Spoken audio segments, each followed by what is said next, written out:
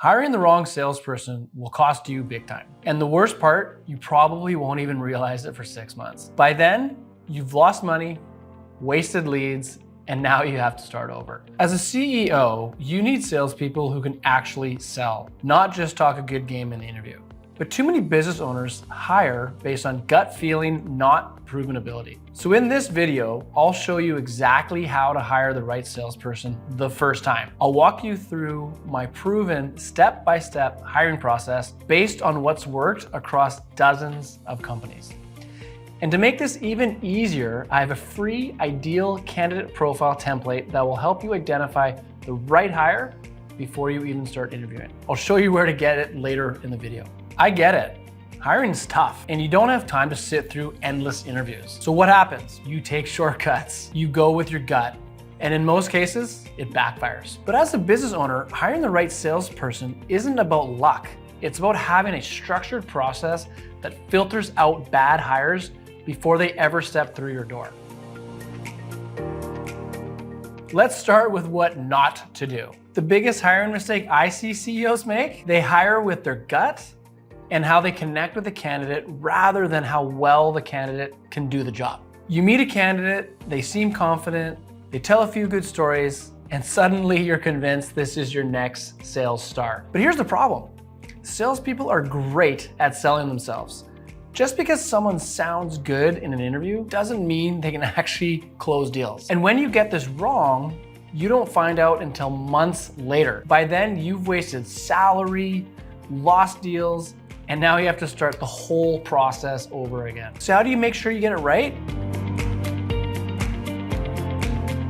Most hiring mistakes happen because there's no structured process in place. But when you follow the right steps, you can eliminate guesswork and hire with confidence. There are 5 key steps to making sure you hire the right salesperson. Let's go through them one by one.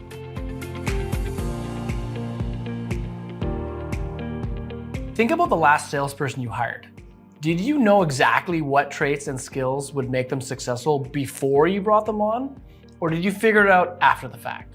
As a CEO, if you don't take the time to define the perfect hire before you start, you'll end up hiring based on personality instead of real ability. The truth is, not all salespeople are the same. A great account manager is very different from a cold caller. And a transactional salesperson won't have the same skills as someone handling long, complex deals. This is where an ideal candidate profile, ICP, comes in. The ICP outlines the specific skills, experience, and personality traits a person needs to be successful in your role. To create a strong ICP, focus on 2 key categories.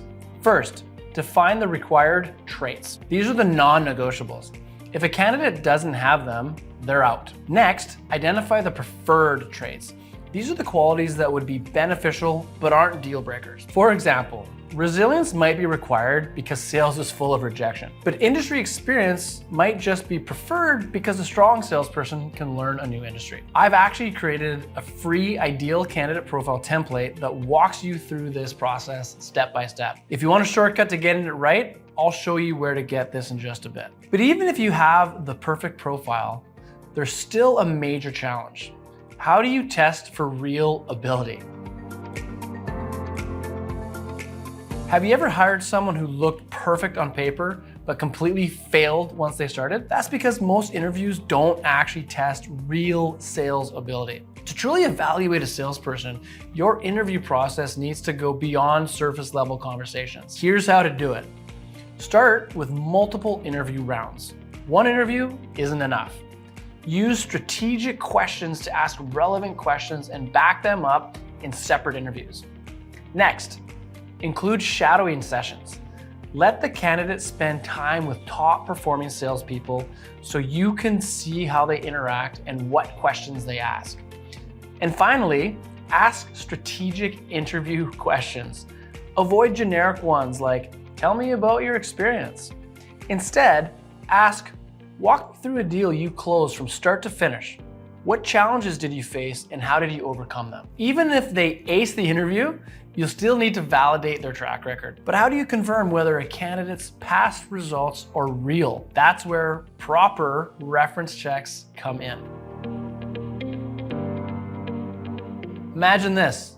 You hire a salesperson who claims they were the #1 performer at their last company. 3 months in, they haven't closed a single deal. You finally check their references and realize you only spoke to the people that they wanted you to call. If you just accept the references a candidate gives you, you could be making a huge mistake. Here's how to check references properly. Start by speaking directly to past managers. They'll give you a more accurate picture of the candidate's performance than colleagues or personal references. Next, ask questions that go beyond basic job responsibilities. For example, where did this person rank among your sales team? How did they perform against their target?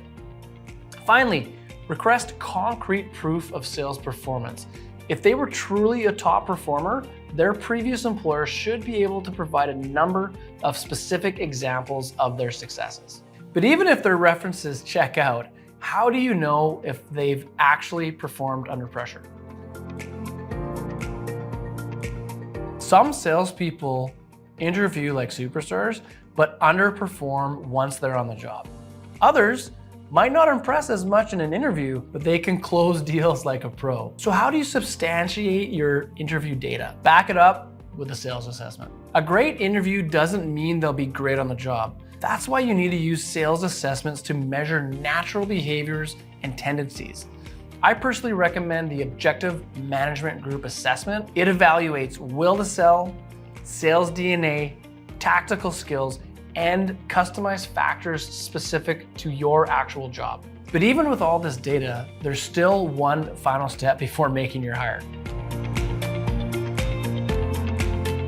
By this stage, you've gathered a ton of valuable information about your candidate. But who should be involved in the final hiring decision? Your hiring team should include 3 key roles. First, the sales leader. Since they'll be managing this person, they need to be confident in the hire. Next, the other key decision makers. These are people who understand the company's culture and the sales needs. And finally, a top performing salesperson. This candidate should shadow them to see how they fit into the team. Hiring mistakes are expensive. Define your ideal candidate profile. Use structured interviews. Check real references. Use sales assessments, and never rush the decision. And if you want to get it right the first time, grab my free ideal candidate profile template. The link is in the description. Hiring the right salesperson is just the first step. Even the best hires can struggle without a solid onboarding process. In my next video, I'll show you how to onboard salespeople the right way so they ramp up fast and start closing deals sooner.